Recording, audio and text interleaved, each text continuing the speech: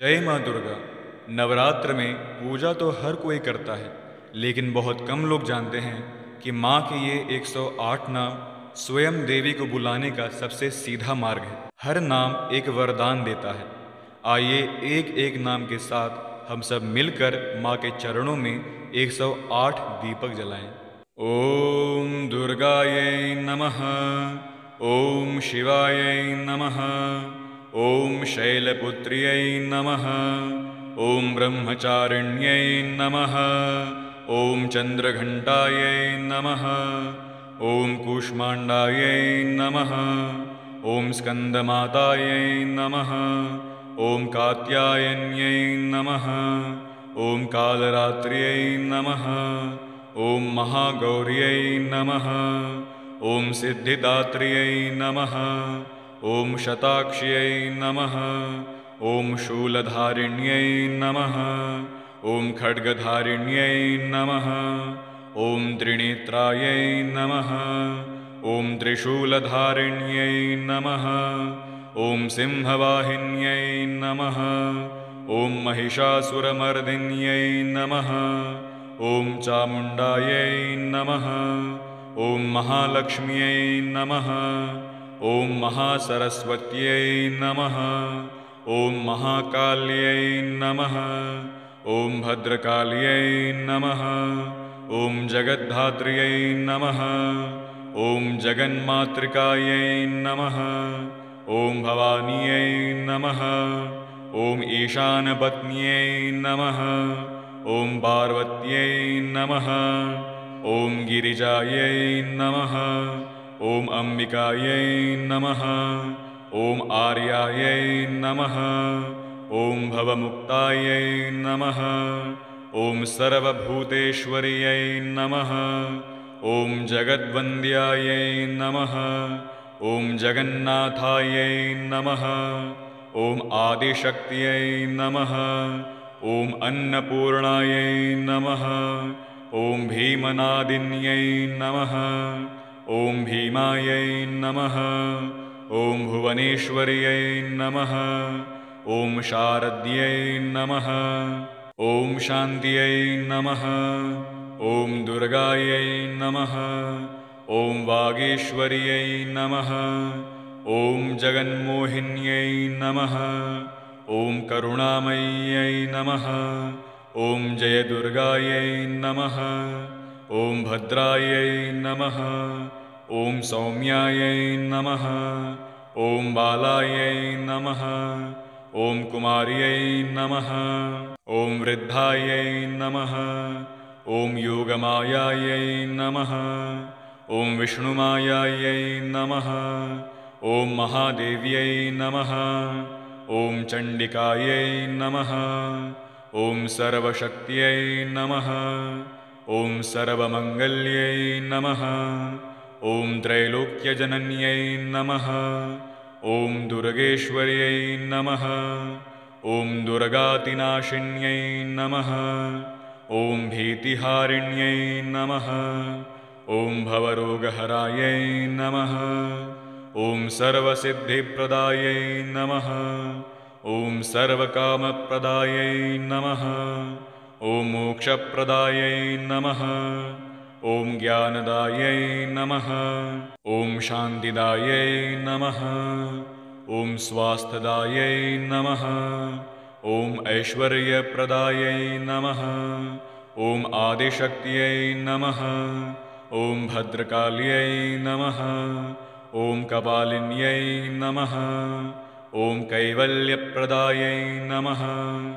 ओम नित्यानन्दायै नमः। ओम नित्यमुक्त्यै नमः। ओम महेश्वर्यै नमः। ओम कामाख्यायै नमः। ओम तारिण्यै नमः। ओम महात्रिपुरसुन्दर्यै नमः। ओम त्रैलोक्यमातृकायै नमः। ओम सर्वमङ्गल्यै नमः। ओम सर्वसिद्धिदायै नमः। ओम सर्वदुःखनाशिन्यै नमः। ओम सिद्धेश्वर्यै नमः। ओम शक्तिरूपिण्यै नमः। ओम सर्वसम्पत्प्रदायै नमः। ॐ सर्वसम्पूर्णायै नमः। ॐ सर्वपापप्रणाशिन्यै नमः। ॐ सर्वत्राणप्रदायै नमः। ॐ शरणागतवत्सलायै नमः। ॐ सर्वभूतेश्वर्यै नमः। ॐ सर्वेश्वर्यै नमः। ॐ सर्वमङ्गल्यै नमः। ॐ सर्वकार्यसिद्धिप्रदायै नमः। ॐ आदिशक्त्यै नमः। ॐ दुर्गायै नमः। ॐ शिवायै नमः। ॐ दुर्गायै नमः। ॐ शिवायै नमः। ॐ शैलपुत्र्यै नमः। ॐ ब्रह्मचारिण्यै नमः। ॐ चन्द्रघण्टायै नमः। ॐ कूष्माण्डायै नमः। ॐ स्कन्दमातायै नमः। ॐ कात्यायन्यै नमः। ॐ कालरात्र्यै नमः। ॐ महागौर्यै नमः। ॐ सिद्धिदात्र्यै नमः। ॐ शताक्ष्यै नमः। ॐ शूलधारिण्यै नमः। ॐ खड्गधारिण्यै नमः। ॐ त्रिनेत्रायै नमः। ॐ त्रिशूलधारिण्यै नमः। ॐ सिंहवाहिन्यै नमः। ॐ महिषासुरमर्दिन्यै नमः। ॐ चामुण्डायै नमः। ॐ महालक्ष्म्यै नमः। ॐ महासरस्वत्यै नमः। ॐ महाकाल्यै नमः। ॐ भद्रकाल्यै नमः। ॐ जगद्धात्र्यै नमः। ॐ जगन्मातृकायै नमः। ॐ भवान्यै नमः। ॐ ईशानपत्न्यै नमः। ॐ पार्वत्यै नमः। ॐ गिरिजायै नमः। ॐ अम्बिकायै नमः। ॐ आर्यायै नमः। ॐ भवमुक्तायै नमः। ॐ सर्वभूतेश्वर्यै नमः। ॐ जगद्वन्द्यायै नमः।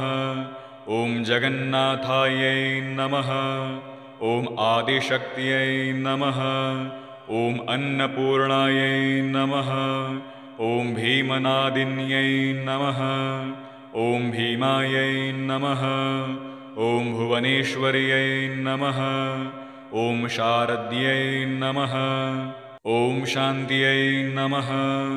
ॐ दुर्गायै नमः। ॐ वागीश्वर्यै नमः। ॐ जगन्मोहिन्यै नमः। ॐ करुणामय्यै नमः। ॐ जयदुर्गायै नमः। ॐ भद्रायै नमः। ॐ सौम्यायै नमः। ॐ बालायै नमः। ॐ कुमार्यै नमः। ॐ वृद्धायै नमः। ॐ योगमायायै नमः। ॐ विष्णुमायायै नमः। ॐ महादेव्यै नमः। ॐ चण्डिकायै नमः। ॐ सर्वशक्त्यै नमः। ॐ सर्वमङ्गल्यै नमः। ॐ त्रैलोक्यजनन्यै नमः। ॐ दुर्गेश्वर्यै नमः। ॐ दुर्गातिनाशिन्यै नमः। ॐ भीतिहारिण्यै नमः। ॐ भवरोगहरायै नमः। ॐ सर्वसिद्धिप्रदायै नमः।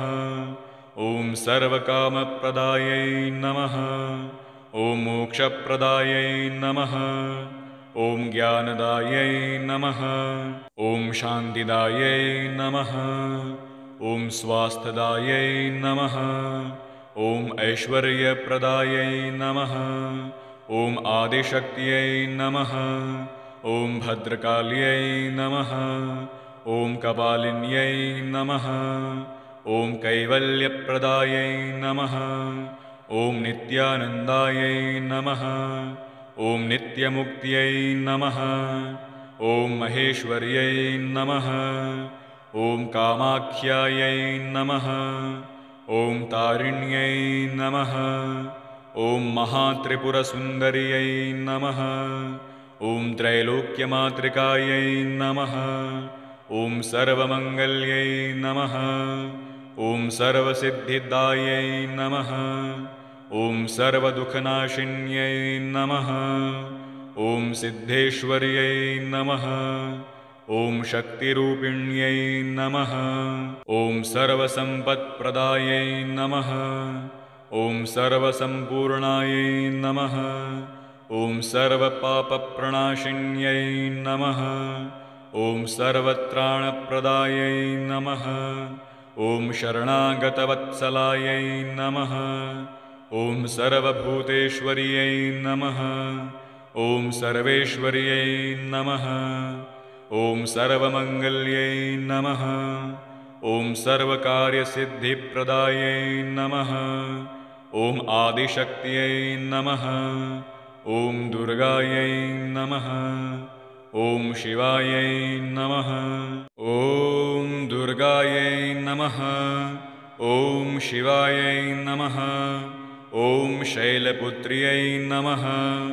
ॐ ब्रह्मचारिण्यै नमः। ॐ चन्द्रघण्टायै नमः। ॐ कूष्माण्डायै नमः। ॐ स्कन्दमातायै नमः। ॐ कात्यायन्यै नमः। ॐ कालरात्र्यै नमः। ॐ महागौर्यै नमः। ॐ सिद्धिदात्र्यै नमः। ॐ शताक्ष्यै नमः। ॐ शूलधारिण्यै नमः। ॐ खड्गधारिण्यै नमः।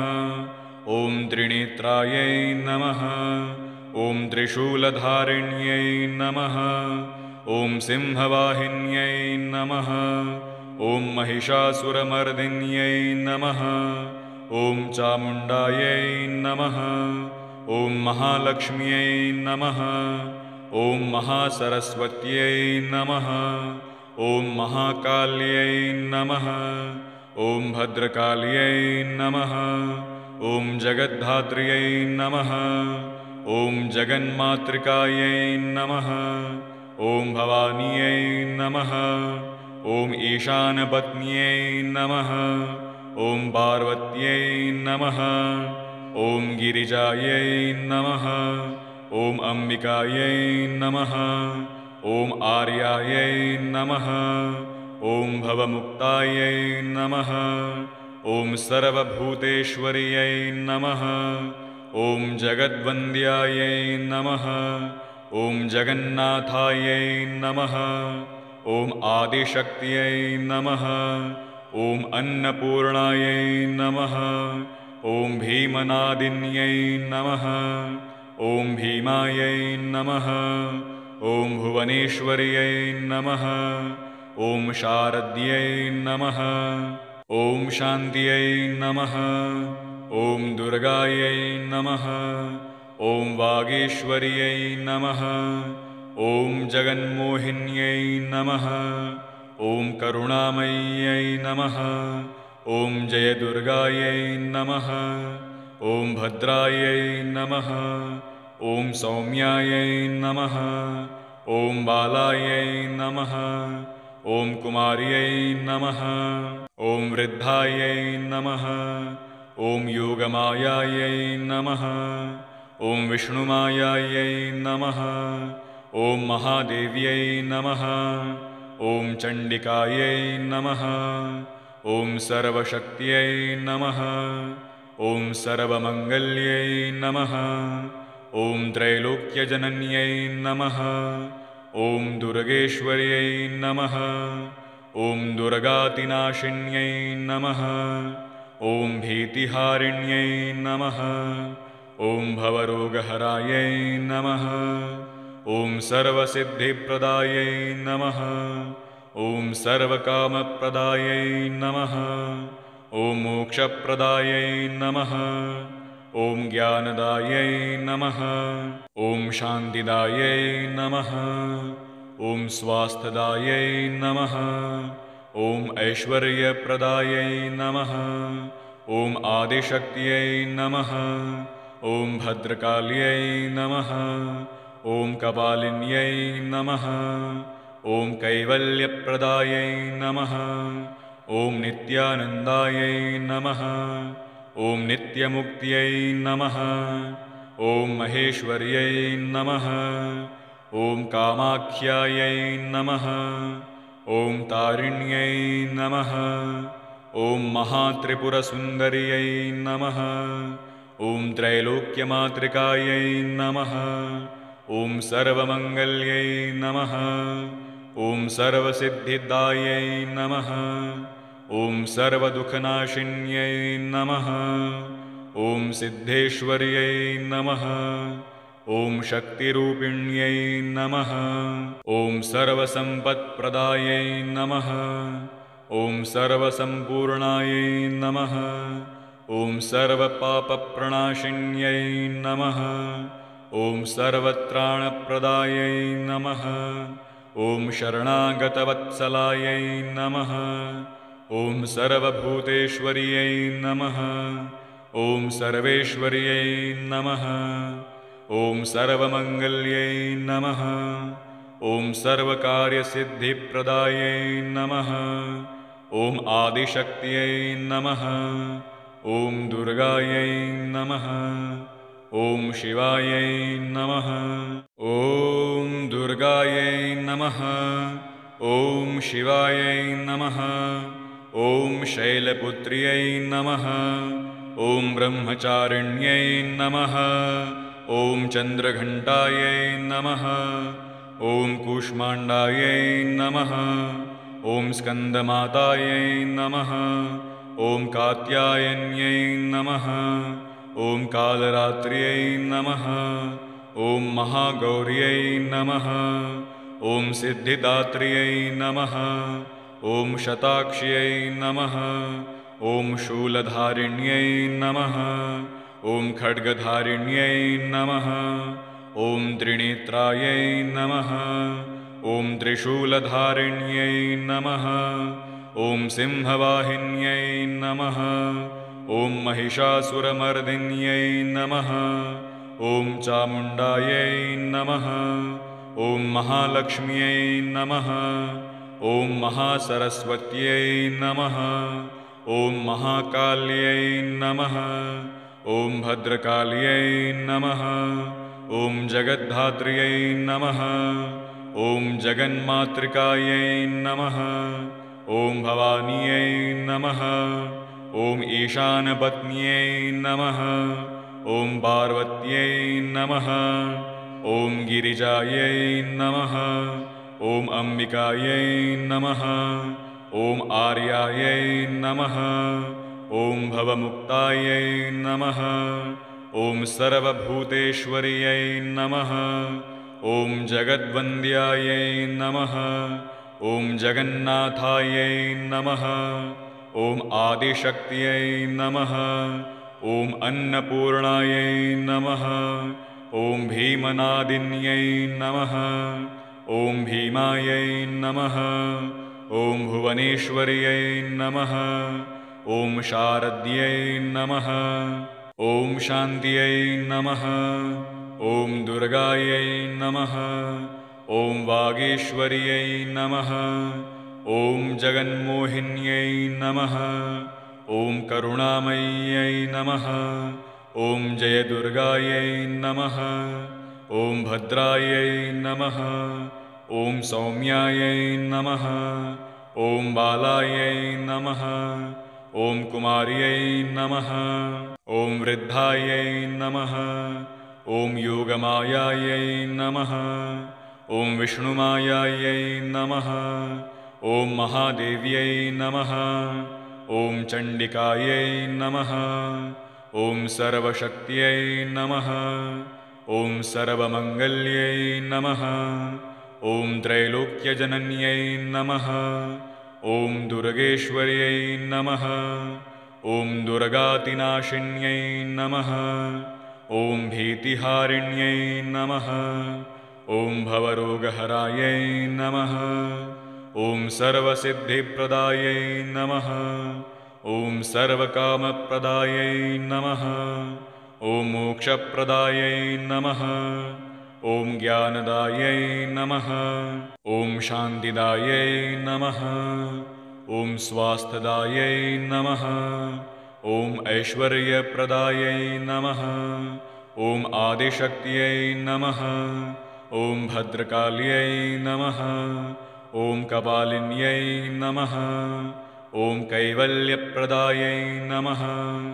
ॐ नित्यानन्दायै नमः। ॐ नित्यमुक्त्यै नमः। ॐ महेश्वर्यै नमः। ॐ कामाख्यायै नमः। ॐ तारिण्यै नमः।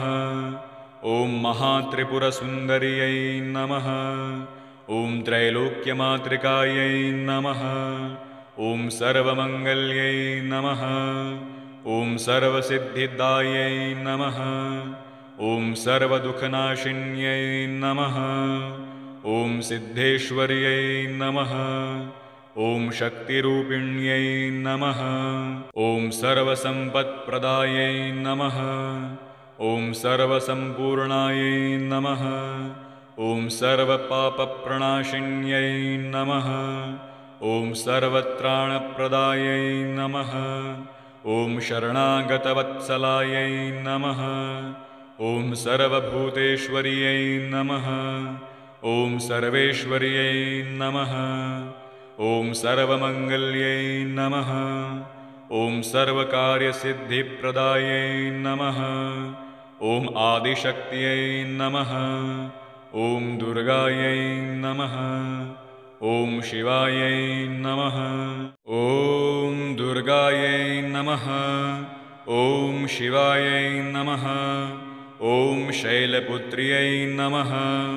ॐ ब्रह्मचारिण्यै नमः। ॐ चन्द्रघण्टायै नमः। ॐ कूष्माण्डायै नमः। ॐ स्कन्दमातायै नमः। ॐ कात्यायन्यै नमः। ॐ कालरात्र्यै नमः। ॐ महागौर्यै नमः। ॐ सिद्धिदात्र्यै नमः। ॐ शताक्ष्यै नमः। ॐ शूलधारिण्यै नमः। ॐ खड्गधारिण्यै नमः। ॐ त्रिनेत्रायै नमः। ॐ त्रिशूलधारिण्यै नमः। ॐ सिंहवाहिन्यै नमः। ॐ महिषासुरमर्दिन्यै नमः। ॐ चामुण्डायै नमः। ॐ महालक्ष्म्यै नमः। ॐ महासरस्वत्यै नमः। ॐ महाकाल्यै नमः। ॐ भद्रकाल्यै नमः। ॐ जगद्धात्र्यै नमः।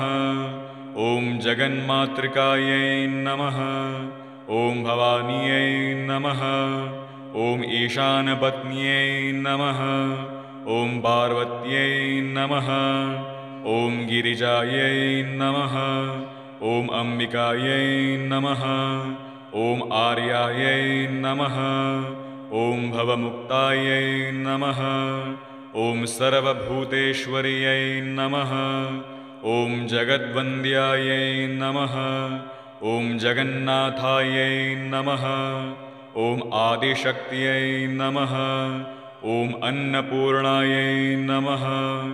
ॐ भीमनादिन्यै नमः। ॐ भीमायै नमः।